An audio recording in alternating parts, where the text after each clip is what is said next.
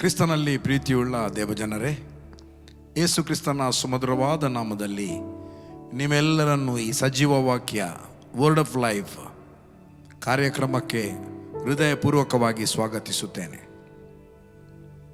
ದೇವರು ಒಳ್ಳೆಯವನು, ಯಾವಾಗಲೂ ಒಳ್ಳೆಯದನ್ನೇ ಮಾಡುವಾತನು.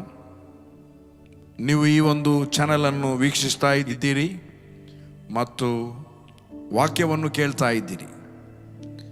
ಈ ದಿವಸ ವಾಕ್ಯಕ್ಕೆ ಹೋಗುವುದಕ್ಕಿಂತ ಮುಂಚೆ ನಾವು ಆತನನ್ನು ಆರಾಧಿಸಿ ದೇವರ ವಾಕ್ಯವನ್ನು ಕೇಳುವ, ದೇವರ ನಾಮಕ್ಕೆ ಸ್ತೋತ್ರವನ್ನು ಮಾಡುವ, ದೇವರ ನಾಮಕ್ಕೆ, ನಮ್ಮ ಕರ್ತನಾದ ಯೇಸುವಿನ ನಾಮಕ್ಕೆ ಘನತೆಯನ್ನು, ಮಾನವನ್ನು, ಮಹಿಮೆಯನ್ನು ಸಲ್ಲಿಸುವ. Come on, let us worship. ನನ್ನ ತಂದೆಯೇ, ನನ್ನ ಒಡೆಯನೇ, ನಿನ್ನನ್ನೇ ಆರಾಧಿಸುವೆ. ನನ್ನ ಯೇಸುವೇ, ನನ್ನ ಕರ್ತನೇ, ಘನಮಾನ ಮಹಿಮೆ ನಿಮಗೆ. ಓಹೋ, ಭೂಮಿ ಆಕಾಶಗಳುಂಟು ಮಾಡಿದ ಸರ್ವಶಕ್ತನಾದ ಜೀವ ಸ್ವರೂಪನಾದ ನಮ್ಮ ತಂದೆ, ನಿನ್ನ ಒಬ್ಬನೇ ಮಗನಿಗಿರತಕ್ಕ ಮಹಿಮೆಯಿಂದ ನಮ್ಮನ್ನು ಆಶೀರ್ವದಿಸಿದ ದೇವರು ನೀವು, ನಮ್ಮ ತಂದೆಯು ನೀವು. ನಿಮ್ಮನ್ನು ಕೊಂಡಾಡುತ್ತೇವೆಪ್ಪ. Glory glory. ಓಹೋ, ಯು ಆರ್ ಹೋಲಿ. ಅತಿ ಉನ್ನತವಾದ ನಾಮ ಯೇಸುವಿನ ನಾಮ. Glory glory. ನನಗಾಗಿ ಪ್ರಾಣವ ಕೊಟ್ಟವರೇ, ನನಗಾಗಿ ಜೀವರಿಂದೆದ್ದವರೇ, ನನಗಾಗಿ ಪ್ರಾಣವ ಕೊಟ್ಟವರೇ, ನನಗಾಗಿ ಜೀವರಿಂದೆದ್ದವರೇ, ನನ್ನ ಯೇಸುವೇ, ನನ್ನ ಕರ್ತನೇ, ನಿನ್ನನ್ನೇ ಆರಾಧಿಸುವೆ. ನನ್ನ ಯೇಸುವೇ, ನನ್ನ ರಕ್ಷಕನೇ, ಘನಮಾನ ಮಹಿಮೆ ನಿನಗೆ. ಓ, ಅಂಗೈಯಲ್ಲೇ ನನ್ನ ಚಿತ್ರಿಸಿರುವೆ, ಕಣಗುಡ್ಡೆಯಂತೆ ನನ್ನ ಕಾಯುತ್ತಿರುವೆ. ಅಂಗೈಯಲ್ಲಿ ನನ್ನ ಚಿತ್ರಿಸಿರುವೆ, ಕಣಗುಡ್ಡೆಯಂತೆ ನನ್ನ ಕಾಯುತ್ತಿರುವೆ. ನನ್ನ ತಂದೆ, ನನ್ನ ದೇವರೇ, ನಿನ್ನನ್ನೇ ಆರಾಧಿಸುವೆ. ನನ್ನ ರಕ್ಷಕನೇ, ನನ್ನ ಯೇಸುವೇ, ಘನಮಾನ ಮಹಿಮೆ ನಿಮಗೆ. ನನ್ನ ತಂದೆ, ನನ್ನ ಒಡೆಯನೇ, ನಿನ್ನನ್ನೇ ಆರಾಧಿಸುವೆ. ನನ್ನ ಯೇಸುವೇ, ನನ್ನ ಕರ್ತನೇ, ಘನಮಾನ ಮಹಿಮೆ ನಿನಗೆ. ಕಮಾನ್. ಬೆಟ್ಟಗಳಾದರೂ ಸ್ಥಳವನ್ನು ಬಿಟ್ಟಾವು, ಗುಡ್ಡಗಳು ಕದಲ್ಯಾವು. ದೇವರು ಹೇಳ್ತಾನೆ, ನಮ್ಮ ತಂದೆ, ನನ್ನ ಕೃಪೆಯು ನಿನ್ನನ್ನು ಬಿಟ್ಟು ಹೋಗದು, ನನ್ನ ಸಮಾಧಾನದ ಒಪ್ಪಂದ ಸದಾ ಕಾಲ ನಿನ್ನ ಸಂಗಡ ಇರುವುದು. ಹಾಡುವ. ಬೆಟ್ಟಗಳು ಸ್ಥಳವನ್ನು ಬಿಟ್ಟರು, ಗುಡ್ಡಗಳು ಕದಲಿದವು. ಬೆಟ್ಟಗಳು ಸ್ಥಳವನ್ನು ಬಿಟ್ಟವು, ಗುಡ್ಡಗಳು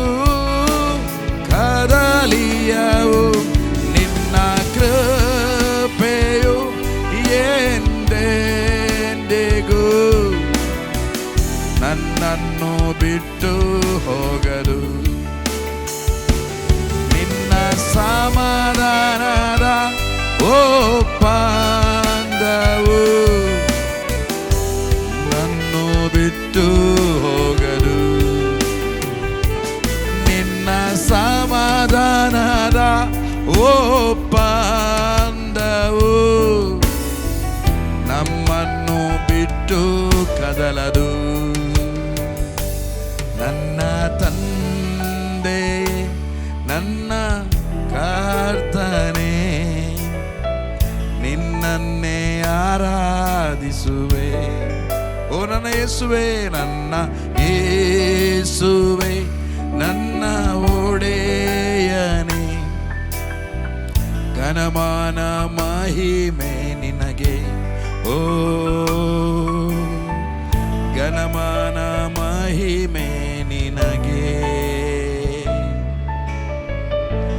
ಘನಮಾನ ಮಹಿಮೆ ನಿನಗೆ.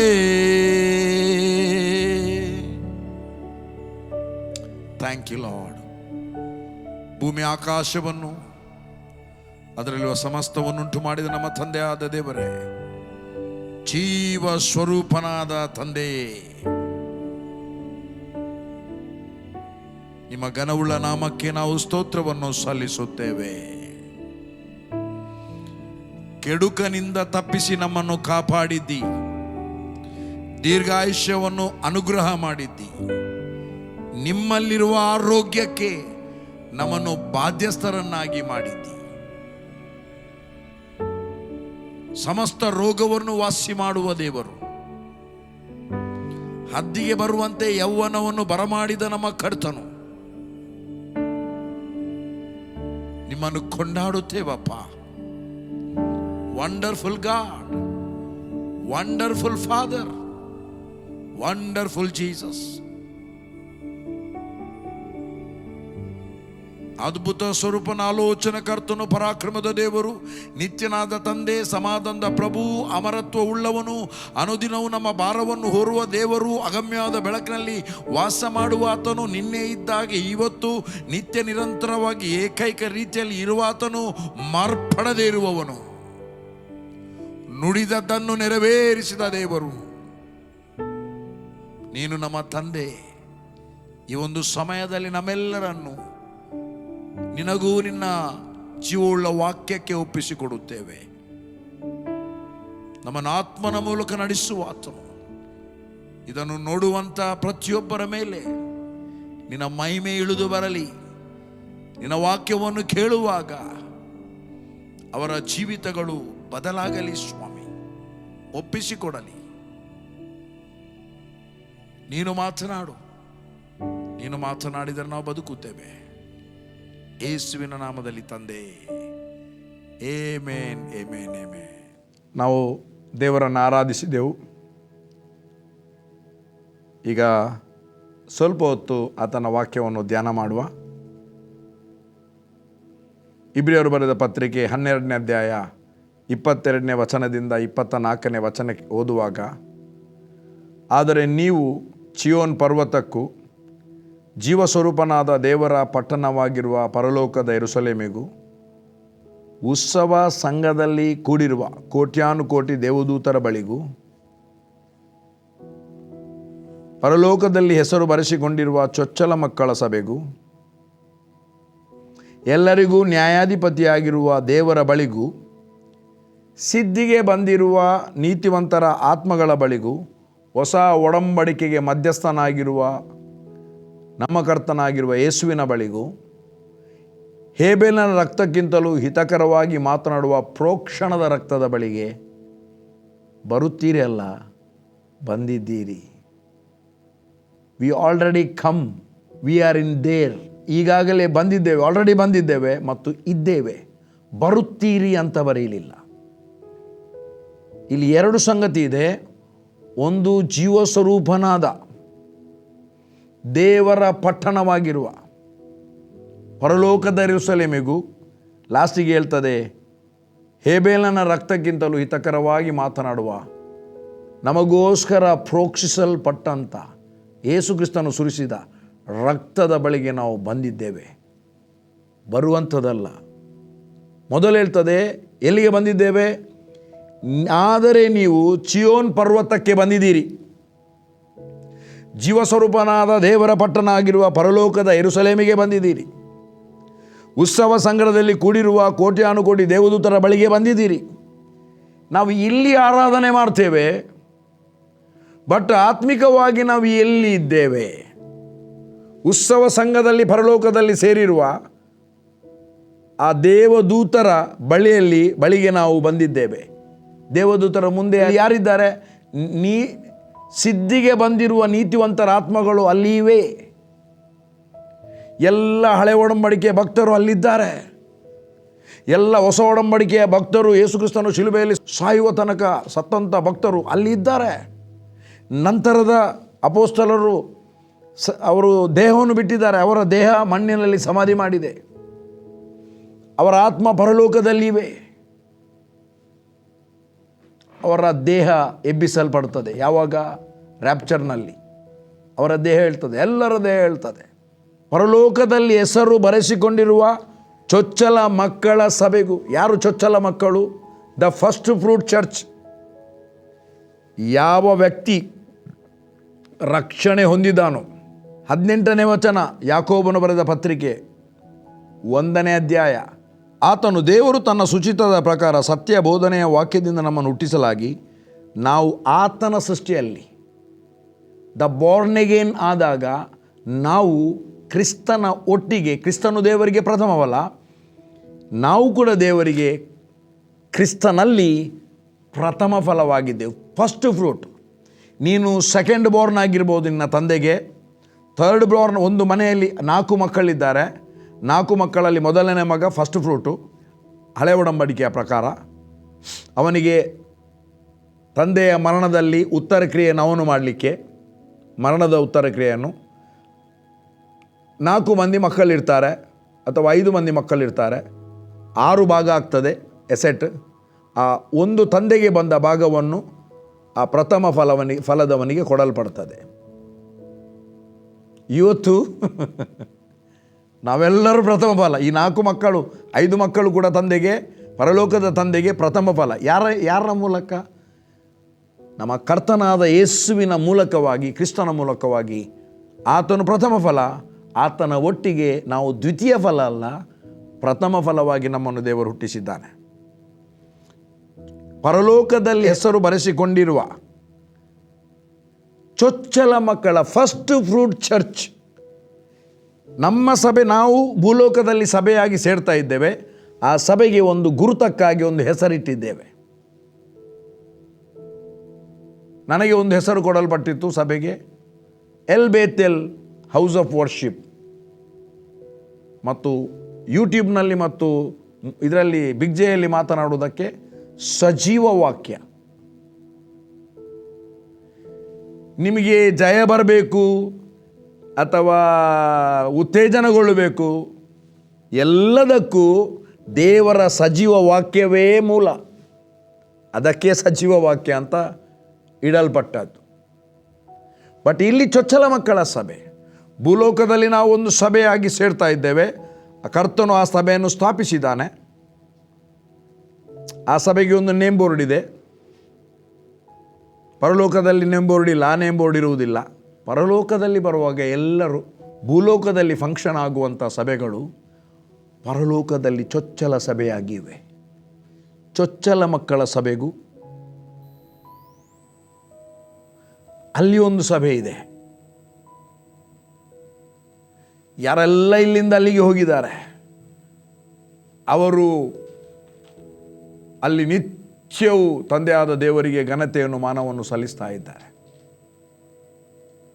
ಪರಲೋಕದಲ್ಲಿ ಹೆಸರು ಬರೆಸಿಕೊಂಡಿರುವ ಚೊಚ್ಚಲ ಮಕ್ಕಳ ಸಭೆಗೂ, ಎಲ್ಲರಿಗೂ ನ್ಯಾಯಾಧಿಪತಿಯಾಗಿರುವ ದೇವರ ಬಳಿಗೂ, ತಂದೆಯಾದ ದೇವರ ಬಳಿಗೂ, ಸಿದ್ಧಿಗೆ ಬಂದಿರುವ ನೀತಿವಂತರ ಆತ್ಮಗಳಲ್ಲಿವೆ. ಭೂಲೋಕದಲ್ಲಿ ಸಭೆ ಇದೆ, ಪರಲೋಕದಲ್ಲಿಯೂ ಭೂಲೋಕದಲ್ಲಿ ದೇವದೂತರಿದ್ದಾರೆ, ಅವರು ಉತ್ಸಾಹ ಸಂಘದಲ್ಲಿದ್ದಾರೆ. ನಾವು ಇಲ್ಲಿ ಆರಾಧನೆ ಮಾಡ್ತೇವೆ. ನೋಡಿ, ಒಂದು ಭಾಳ ಪ್ರಾಮುಖ್ಯವಾದ ಒಂದು ಮಾತುಂಟು, ಸಮಯ ಸಾಲುವುದಿಲ್ಲ, ಕಂಟಿನ್ಯೂ ಮಾಡ್ತೇನೆ ನೆಕ್ಸ್ಟ್. ಭಾಳ ಪ್ರಾಮುಖ್ಯವಾದ ಒಂದು ಮಾತಿದೆ. ಸತ್ಯವೇದದಲ್ಲಿ ಹಳೆ ಒಡಂಬಡಿಕೆಯಲ್ಲಿ ಬರೆಯಲ್ಪಟ್ಟ ಮಾತು, ನಾನು ಬಿದ್ದು ಹೋಗಿರುವ ದಾವೀದನ ಗುಡಾರವನ್ನು ತಿರುಗಿ ಕಟ್ಟುತ್ತೇನೆ. ಅದು ವರ್ಷಿಪ್, ಸ್ತುತಿ ಮತ್ತು ಆರಾಧನೆಯ ಬಗ್ಗೆ ಬರ್ತದೆ. ದಾವೀದನ ಸ್ತುತಿಯ ಮತ್ತು ಆರಾಧನೆಯ ಒಂದು ಗುಡಾರ ಇತ್ತು. ಸುಮಾರು 4,000 ಜನರನ್ನು ಆತನು ಅದಕ್ಕೆ ಪೇಮೆಂಟ್ ಮಾಡಿ ನೇಮಿಸಿದ್ದಾನೆ. 24 ಗಂಟೆ 3 ಶಿಫ್ಟ್ ಆಗಿ ಅವರು ಮಾಡ್ತಲೇ ಇದ್ದಾರೆ, ವಾದ್ಯ ಬಾರಿಸ್ತಾ ಇದ್ದಾರೆ, ಹಾಡ್ತಾ ಇದ್ದಾರೆ, ಕೀರ್ತನೆಗಳನ್ನು ಹಾಡ್ತಾ ಇದ್ದಾರೆ. ಅದು ದಾವೀದನಿರುವ ತನಕ ಕಂಟಿನ್ಯೂ ಇತ್ತು. ಆತನ ಆ ಪಟ್ಟಣದಲ್ಲಿ ಒಂದು ನಿಮಿಷ ಕೂಡ ಕಟ್ಟಾಗದೆ ಸ್ತುತಿ ಮತ್ತು ಆರಾಧನೆ ಆ ಗುಡಾರದಲ್ಲಿ ನಡೆಯುತ್ತಿತ್ತು. ನೀವು ಲೆಕ್ಕ ಮಾಡಿ, 4,000 ಜನರಲ್ಲಿ 3 ಭಾಗ ಮಾಡಿದರೆ 1,500 ಜನರು ನಿಲ್ಲುವಂಥ ಒಂದು ದೊಡ್ಡ ಒಂದು ಹಾಲ್ ಕಟ್ಟಬೇಕು. ಅವನು 3 ಶಿಫ್ಟ್ ನಾನು ಅನಿಸಿದ್ದು, ಅದರಲ್ಲಿ ಬೈಬಲಲ್ಲಿ ಕೂಡ ಬರೆದಿದೆ, ಆ ಶಿಫ್ಟ್ ಪ್ರಕಾರ ಅವರು ಬಂದು ಆರಾಧಿಸ್ತಿದ್ರು. ಆರಾಧಿಸುವಂಥ ಟೀಮೇ ಇತ್ತು, ಸ್ತುತಿಸುವಂಥ ಟೀಮೇ ಇತ್ತು, ಅನೇಕ ವಾದ್ಯಗಳಿದ್ದವು. ಅದು ಬಿದ್ದೋಯಿತು. ತಿರುಗಿ ಕಟ್ಟುತ್ತೇನೆ ಅಂತ ಪ್ರಾಮಿಸ್ ಮಾಡಿದ್ದು ಕ್ರಿಸ್ತನು ಬರುವುದಕ್ಕಿಂತ ಎಷ್ಟೋ ವರ್ಷ ಮುಂಚೆ, ಸುಮಾರು 1000 ವರ್ಷಗಳ ಮುಂಚೆ ದಾವೀದನ ಗುಡಾರ ಬಿದ್ದು ಹೋಯಿತು. ನಂತರ ಪ್ರವಾದನೆ ಆಯಿತು. ಆ ಪ್ರವಾದನೆ ಕ್ರಿಸ್ತನಲ್ಲಿ ನೆರವೇರಿತು. ಬಿದ್ದು ಹೋದ ಗುಡಾರ ಕ್ರಿಸ್ತನ ಮೂಲಕ ಅಲ್ಲಿ ಸಭೆಗಳಾಗಿ ಇಡೀ ವರ್ಲ್ಡಿನಲ್ಲಿ ಸಭೆ ಚದುರಿದೆ. ಅಪೊಸ್ತಲರ ಮೂಲಕ ಎಲ್ಲ ಕಡೆಗೆ ಸುವಾರ್ಥ ಸೇವೆ ಹರಡಿತು. ಅಲ್ಲಿ ಸಭೆ ಸ್ಟಾರ್ಟ್ ಆಯಿತು. ಈಗ ಭೂಲೋಕದಲ್ಲಿ ಅನೇಕ ಸಭೆ ಇದೆ, ಅನೇಕ ಜನರಿದ್ದಾರೆ. ಪರಲೋಕದಿಂದ ಮ್ಯೂಸಿಷಿಯನ್ ದೊಬ್ಬಲ್ಪಟ್ಟ, ಆರಾಧನೆಯ ಮೇಯ್ನ್ ವ್ಯಕ್ತಿ, ಅಲ್ಲಿ ಅವನೊಟ್ಟಿಗಿರುವಂಥ ದೇವದೂತರು 3ನೇ ಒಂದು ಭಾಗ ದೊಬ್ಬಲ್ಪಟ್ರು. ಈಗ ಆ ಆರಾಧನೆಯ ಟೀಮು ದೊಬ್ಬಲ್ಪಟ್ಟಿದೆ. ಅವರು ಇಲ್ಲಿ ಬಂದು ಅದನ್ನು ಲೌಕಿಕವಾಗಿ ತಿರುಗಿಸಿ pop song, rock song, break song, disco song ಎಲ್ಲವನ್ನು ಸ್ಟಾರ್ಟ್ ಮಾಡಿದರು. ಮೈಕಲ್ ಜಾಕ್ಸನ್ ಅದರ ಮುತುರ್ವರ್ಜಿ ವಹಿಸಿದ. ಏನು ಹೇಗೆ ನಾವು ಆರಾಧನೆ ಮಾಡುವಾಗ, ನಾನು ನೋಡ್ತಾ ಇದ್ದೇನೆ, ಆರಾಧನೆ ಮಾಡುವಾಗ ಹೇಗೆ ಅನಾಯಿಂಟಿಂಗ್ ಸ್ಪ್ರೆಡ್ ಆಗ್ತದೆಯಾ, ಅವನು ಸ್ಟೇಜಲ್ಲಿ ಒಂದು ಹಾಡು ಹಾಡುವಾಗ, ಜೀವದಲ್ಲಿರುವಾಗ ಅನೇಕರು ಆ ಒಂದು ಇಮೋಷನಲಲ್ಲಿ ಮ್ಯಾನಿಫೆಸ್ಟ್ ಆಗ್ತಿದ್ರು. ರಕ್ತ ಸುರಿಸಿದವರಿದ್ದಾರೆ ಅಮೆರಿಕದಲ್ಲಿ, ಇಲ್ಲಿ ಅಲ್ಲ. ಬಟ್ ಆ ಸ್ಥಳ ಈಗ ಫಿಲ್ ಆದದ್ದು ಭೂಲೋಕದಲ್ಲಿ ಬಿದ್ದು ಹೋದ ಗುಡಾರವು ಮತ್ತು ಪರಲೋಕದಲ್ಲಿ ಉತ್ಸವ ಸಂಘದಲ್ಲಿ ಸೇರಿರುವ ದೂತರೊಂದಿಗೆ ನಾವಿದೆ ಎಂಬುದಕ್ಕಾಗಿ ಏನು ಕನ್ಫರ್ಮೇಷನ್ ಅಂದರೆ, ಈ ಸಭೆಯಲ್ಲಿ ಆಗುವಂಥ ಆರಾಧನೆ 24x7 ಎಂಟೈರ್ ಕಡೆಯಲ್ಲಿ ಆಗ್ತಾ ಇರ್ತದೆ. ಒಂದು ಕಡೆಯಲ್ಲಿ ಒಂದು ಟೈಮಿಗೆ, ಮತ್ತೊಂದು ಕಡೆಯಲ್ಲಿ ಮತ್ತೊಂದು ಟೈಮಿಗೆ. ಈ ಒಂದು ಆರಾಧನೆ ಅಲ್ಲಿ ಫಿಲ್ ಆಗಿದೆ. ಆರಾಧನೆ ನಡೆಯುವುದು ಭೂಲೋಕದಲ್ಲಿ, ಅದು ಪರಲೋಕದಲ್ಲಿ ಫಿಲ್ ಆಗಿದೆ. ಪರಲೋಕದಲ್ಲಿ ಆರಾಧನೆ ನಡೀತಾ ಇದೆ. ನಾವು ಬಂದಿರುವಂಥದ್ದು ಸಿದ್ಧಿಗೆ ಬಂದಿರುವ ನೀತಿವಂತರ ಆತ್ಮಗಳ ಬಳಿಗೂ, ಉತ್ಸವ ಸಂಘದಲ್ಲಿ ಸೇರಿರುವ, ಉತ್ಸವ ಸಂಘ ದುಃಖದ ಸಂಘ ಅಲ್ಲ, ಗಲಾಟೆಯ ಸಂಘ ಅಲ್ಲ, ಒಬ್ಬನನ್ನೊಬ್ಬನು ನಿಂದಿಸುವ ಸಂಘ ಅಲ್ಲ, ಉತ್ಸವ ಸಂಘದಲ್ಲಿ ಸೇರಿರುವ ಎಂಥದ್ದು, ಕೋಟ್ಯಾನುಕೋಟಿ ದೇವದೂತರಗಳ ಬಳಿ, ಕೋಟ್ಯಾನುಕೋಟಿ, 1 ಕೋಟಿ, 10 ಕೋಟಿ, 100 ಕೋಟಿ, 1000 ಕೋಟಿ, ಲಕ್ಷ ಕೋಟಿ, 10 ಲಕ್ಷ ಕೋಟಿ, ಮತ್ತು ಕೋಟ್ಯಾನುಕೋಟಿ, ಲೆಕ್ಕ ಇಲ್ಲ, ಕೋಟ್ಯಾನುಕೋಟಿ ದೇವದೂತರಿದ್ದಾರೆ. ಆ ಕೋಟ್ಯಾನುಕೋಟಿ ದೇವದೂತರ ಬಳಿಗೆ ನೀವು ಬಂದಿದ್ದೀರಿ. ಹೊಸ ಒಡಂಬಡಿಕೆಗೆ ಮಧ್ಯಸ್ಥನಾಗಿರುವ ಯೇಸು ಸಭೆಗೆ ಶಿರಸ್ಸಾಗಿದ್ದಾನೆ. ಸಭೆಗೆ ಮಧ್ಯಸ್ಥನಲ್ಲ, ಹೊಸ ಒಡಂಬಡಿಕೆಗೆ ಮಧ್ಯಸ್ಥನು. ನಾವು ಹೊಸ ಒಡಂಬಡಿಕೆಯ fruit, we are the fruit of the covenant. ಯಾರು ಹೋಗುವುದು ಪರಲೋಕದಲ್ಲಿ? ಒಂದು ಕ್ವಶ್ಚನ್ ಬಂತು. ಯೇಸು ಹೇಳಿದ, ನಾನು ಹೋಗ್ತೇನೆ, ಮಗನಾದ ಯೇಸು. ಒಡಂಬಡಿಕೆ, ಆ ಹೊಸ ಒಡಂಬಡಿಕೆಗೆ ಮಧ್ಯಸ್ಥನಾಗಿ ಬಂದು ಸಭೆಯನ್ನು ಸ್ಥಾಪಿಸಿ ಸಭೆಗೆ ಬೇಕಾದದ್ದನ್ನು ಮಾಡಿ ಸರ್ವರ ಪಾಪ ಪರಿಹಾರಕ್ಕಾಗಿ ತನ್ನನ್ನೇ ಒಪ್ಪಿಸಿಕೊಟ್ಟು ಕ್ಷಮಿಸುವವರನ್ನು ಕ್ಷಮಿಸಿ ರೆಸರೆಕ್ಷನ್ ಆಗಿ ಪರಲೋಕಕ್ಕೆ ಏರಿ ಹೋಗಿ ಭೂಲೋಕದಲ್ಲಿ ಸಭೆಯನ್ನು ಸ್ಥಾಪಿಸುವುದಕ್ಕೋಸ್ಕರ ಪವಿತ್ರಾತ್ಮನನ್ನು ಕಳಿಸಿಕೊಟ್ಟ. ಇವತ್ತು ಸಭೆಯ ಆರಾಧನೆ ಅದಕ್ಕಿಂತ ಮುಂಚೆ ಮೇಲೆ ಬರೆದಿದೆ, ನಾವು ಮುಟ್ಟುವುದಕ್ಕೆ ಸಾಧ್ಯವಾಗುವಂಥ ಬೆಟ್ಟಕ್ಕೂ, ಆ ಬೆಟ್ಟ ಯಾವುದು? ಸಿನಾಯಿ ಬೆಟ್ಟ. ಆವಾಗ ಯಾರಿಗೂ ಮುಟ್ಲಿಕ್ಕಿಲ್ಲ ಆ ಬೆಟ್ಟವನ್ನು. ಪ್ರಾಣಿಗಳು ಹೋದರೂ ಸಾಯ್ತಾರೆ, ಯಾರು ಮನುಷ್ಯರು ಹೋದರೂ ಸಾಯ್ತಾರೆ. ಯಾರಿಗೂ ಆ ಸಿನಾಯಿ ಬೆಟ್ಟಕ್ಕೆ ಹೋಗ್ಲಿಕ್ಕಿಲ್ಲ. ಯಾಕೆ? ಅಲ್ಲಿ ದೇವರು ಮತ್ತು ಮೋಶೆ ಮಾತನಾಡ್ತಾ ಇದ್ದಾರೆ. ಯೋಶುವ ಕೆಳಗೆ ನಿಂತು ಕಾಯ್ತಾ ಇದ್ದಾನೆ, ಯಾವಾಗ ಬರ್ತಾರೆ ಮೋಶೆ ಅಂತ. ಯುದ್ಧ ಮಾಡುವಾಗ ಯುದ್ಧವನ್ನು ಆತನು ಮಾಡ್ತಾನೆ, ಮೋಶೆ ಮೇಲೆ ಇರ್ತಿದ್ದ. ಬಟ್ ಹೊಸ ಒಡಂಬಡಿಕೆಯಲ್ಲಿ ಹುಟ್ಟಿದಂಥ ದೇವರ ಮಕ್ಕಳು, ರಕ್ಷಣೆ ಹೊಂದಿ ದೇವರ ಮಕ್ಕಳಾಗಿ ಹುಟ್ಟಿದಂಥ ನಮಗೆ ಹೇಳ್ತದೆ, ನೀವು ಮುಟ್ಟುವುದಕ್ಕೆ ಸಾಧ್ಯವಾಗಿರುವ ಬೆಟ್ಟಗಳ ಬಳಿ. ಈಗ ಒಂದು ವೇಳೆ ಅಂಥದ್ದು ಮುಟ್ಲಿಕ್ಕೆ ಆಗದ ಬೆಟ್ಟ ಇರ್ತಿದ್ರೆ ನಮಗೆ ಮುಟ್ಲಿಕ್ಕೆ ಪರ್ಮಿಷನ್ ಇತ್ತು. ಆಗ ಖಾಲಿ ಮೋಶೆಗೆ ಮಾತ್ರ ಇರ್ತದೆ. ಯಾಕೆ? ಕ್ರಿಸ್ತನಿಗೆ ಆ ಪರ್ಮಿಷನ್. ಕ್ರಿಸ್ತನ್ ನಮ್ಮೊಳಗಿದ್ದಾನೆ. We can touch that mountain. ನೀವು ಮುಟ್ಟುವುದಕ್ಕೆ ಸಾಧ್ಯವಾಗುವಂಥ 12ನೇ ಅಧ್ಯಾಯ 18ನೇ ವಚನ, ನೀವು ಮುಟ್ಟುವುದಕ್ಕೆ ಸಾಧ್ಯವಾದಂಥ ಮತ್ತು ಬೆಂಕಿ ಹತ್ತಿದಂಥ ಬೆಟ್ಟಕ್ಕೂ, ಮೋಡದ ಮೊಬ್ಬಿಗೂ, ಕತ್ತಲಿಗೂ, ಬಿರುಗಾಳಿಗೂ, ತುತ್ತೂರಿಯ ಧ್ವನಿಗೂ, ಮಾತುಗಳ ಶಬ್ದಕ್ಕೂ ಬಂದವರಲ್ಲ. ಹೇಗೆ ಮೋಶೆ ಹತ್ರ ದೇವರು ಮಾತಾಡಿದರು? ಅಲ್ಲಿ ಮೋಶೆ ಬರುವಾಗ ಗುಡುಗುಸು ಆಯಿತು, ಗಾಳಿ ಬಂತು, ಬಿರುಗಾಳಿ ಬಂತು, ಭಯಂಕರ ದಟ್ಟವಾದ ಮೋಡ ಬಂತು, ಅಲ್ಲಿ ಬೆಂಕಿ ಉರಿತಿತ್ತು. ಅದನ್ನು ಮುಟ್ಲಿಕ್ಕೆ ನಿಮಗೆ ಆಗ್ತದೆ, ಆದರೆ ಅಲ್ಲಿಗೆ ಬಂದವರಲ್ಲ. ಮತ್ತು ಎಲ್ಲಿಗೆ ನಾವು ಬಂದವರು? ನಾವು ಎಲ್ಲಿಗೆ ಬಂದಿದ್ದೇವೆ, ಅಲ್ಲಿಗೆ ನಾವು ಬರುವವರಲ್ಲ, ಬಂದವರು, ಅಲ್ಲಿ ಇರುವವರು. ಬಂದಿದ್ದೇವೆ. ಕೆಲವರು ಪ್ರಾರ್ಥನೆ ಮಾಡ್ತಾರೆ, lord I come before you in this morning. When you are went outside to come inside. ಇದು ಸ್ಪಷ್ಟನೆ ಕೊಡ್ತದೆ ಎಲ್ಲಿಗೆ ಬಂದಿದ್ದೇವೆ. ಅವನು ಹೇಳಿದ, ನನಗೆ ಭಯವಾಗ್ತದಂತೆ ಹೇಳಿದ ಮೋಶೆ ನಡುಗಿದ ಪ್ರಾರಂಭದಲ್ಲಿ. ಬಟ್ ಇಲ್ಲಿ ಭಯ ಹುಟ್ಟಿಸುವಂಥ ಯಾರು ಕೂಡ ಭಯ ಹುಟ್ಟಿಸಲಿಕ್ಕೆ ಆಗುವುದಿಲ್ಲ. ಒಂದು ನೆನಪಿಟ್ಕೊಳ್ಳಿ, ತಮ್ಮ ದೇವರನ್ನು ಅರಿತವರು ದಾನಿಯೇಲ 11:32 ಸೆಕೆಂಡ್ ಪಾರ್ಟ್. ಫಸ್ಟ್ ಪಾರ್ಟ್ ನಿಬಂಧನ ದ್ರೋಹಿಗಳು ಅವರ ಲಯನುಡಿಗಳಿಂದ ನಾಶವಾಗುವರು. ಸೆಕೆಂಡ್ ಪಾರ್ಟ್ ತಮ್ಮ ದೇವರನ್ನು ಅರಿತವರು ಕೃತಾರ್ಥರಾಗಿ ದೃಢಚಿತ್ತರಾಗುವರು. ಒಬ್ಬ ವ್ಯಕ್ತಿಗೆ ನನ್ನ ದೇವರು ಯಾರು ಎಂಬುದಾಗಿ ಸರಿಯಾದ ಪ್ರಕಟಣೆ ಇದ್ದರೆ, ಯಾವ ವ್ಯಕ್ತಿ ಪುಲ್ಪಿಟ್ನಲ್ಲಿ ನಿಂತು ಅಥವಾ ಎಲ್ಲಿಯಾದರೂ ಇದ್ದು ಅಥವಾ ಯಾವುದೇ ಎಲ್ಲಿಗೆ ಹೋದರೂ ವಾಕ್ಯ ಹೇಳುವವರು ಹೆದರಿಸಿದರೆ ಅವರು ಹೆದರುವುದಿಲ್ಲ. ಅವರಿಗೆ ಗೊತ್ತುಂಟು ನನ್ನ ತಂದೆ ಯಾರು, who is my father, clear ಗೊತ್ತುಂಟು.